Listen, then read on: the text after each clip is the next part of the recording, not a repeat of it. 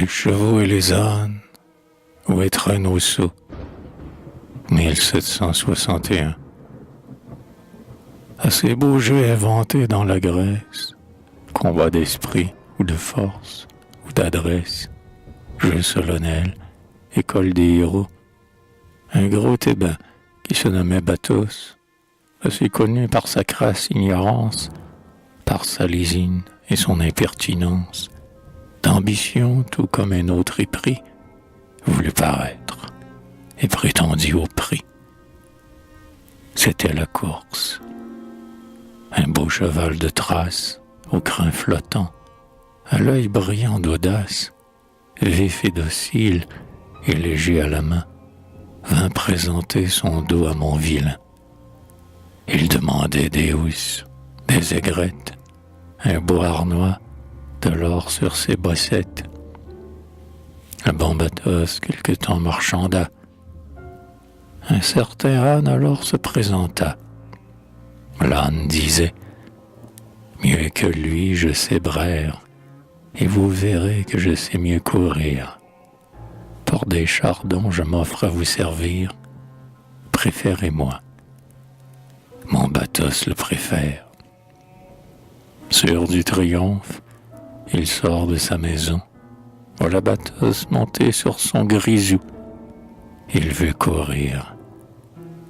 La Grèce était railleuse. Plus l'assemblée était belle et nombreuse, plus on sifflait. Les Bathos en ce temps n'imposaient pas silence aux bons plaisants. Profitez bien de cette belle histoire, vous qui suivez les sentiers de la gloire, vous qui briguez ou donnez des lauriers, distinguez bien les ânes des coursiers. En tout état et dans toute science, vous avez vu plus d'un Bathos en France, et plus d'un âne à manger quelquefois au râtelier des coursiers de nos rois. L'abbé Dubois, fameux par sa vessie, mit sur son front, très atteint de folie, la même mitre, hélas, qui décora ce ffénelon que l'Europe admira. Ô Cicéron des oraisons funèbres, sublime auteur de tant d'écrits célèbres, qui succéda dans l'emploi glorieux de cultiver l'esprit des demi-dieux. Un théatin, un boyer, mais qu'importe, quand l'arbre est beau, quand sa sève est bien forte, qu'il soit taillé par Bénigne ou Boyer, de très bons fruits viennent sans jardinier. C'est dans Paris, dans notre immense ville, en grands esprits, en sceaux toujours fertiles, mes chers amis, qu'il faut bien nous garder des charlatans qui viennent l'inonder. Les vrais talents se taisent ou s'enfuient, découragés des dégoûts qui les suivent. Les faux talents sont hardis, effrontés, souples, adroits et jamais rebutés. Que de frelons vont pillant les abeilles, que de pradons s'érigent en corneilles, que de gauchats semblent des massillons, que de Lodin succède aux Bignons. Virgile meurt, Bavius le remplace. Après Lully, nous avons vu Colas. Après Lebrun, Coypel obtint l'emploi du premier peintre ou barbouilleur du roi. Ah, mon ami, malgré ta suffisance, tu n'étais pas premier peintre de France. Le lourd crevier, pédant crasseux et vain, prend hardiment la place de Rollin, comme un valet prend l'habit de son maître. Que voulez-vous? Chacun cherche à paraître.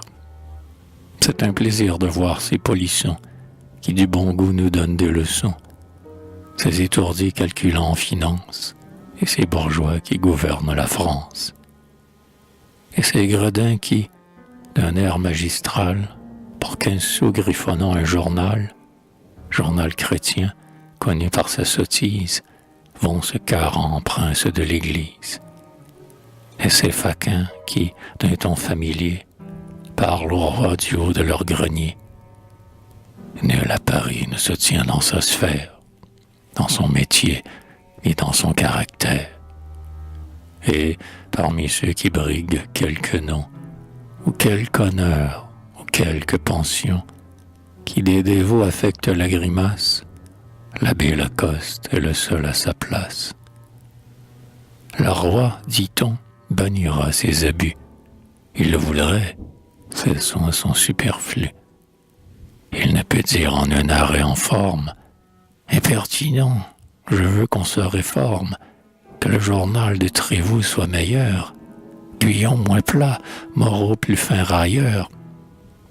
La cour enjoint à Jacques hétérodoxe de courir moins après le paradoxe. Je lui défends de jamais dénigrer des arts charmants qui peuvent l'honorer. Je veux, j'entends que, sous mon règne auguste, tout bon français, l'esprit sage et juste, que nul rabbin ne soit présomptueux, nul moine fier, nul avocat verbeux. Oui, le rapport, dans mon conseil j'ordonne que la raison s'introduise en Sorbonne, que tout auteur sache me réjouir ou m'éclairer, car tel est mon plaisir. Et telle idée serait plus inutile que les sermons fraîchés par la Neuville. Donc on aurait grande obligation à qui pourrait, par exhortation, par vers heureux et par douce éloquence, porter nos gens à moins d'extravagance, admonester par nom et par surnom ses ennemis jurés de la raison. On pourrait dire aux malins molinistes, à leurs rivaux les rudes jansénistes, aux gens du greffe, aux universités, aux faux dévots, d'honnête vérité. Je les dirai, n'en soyez point en peine, chacun de vous obtiendra son étrenne. Monsieur les sots, je dois, en bon chrétien, vous fesser tous, car c'est pour votre bien.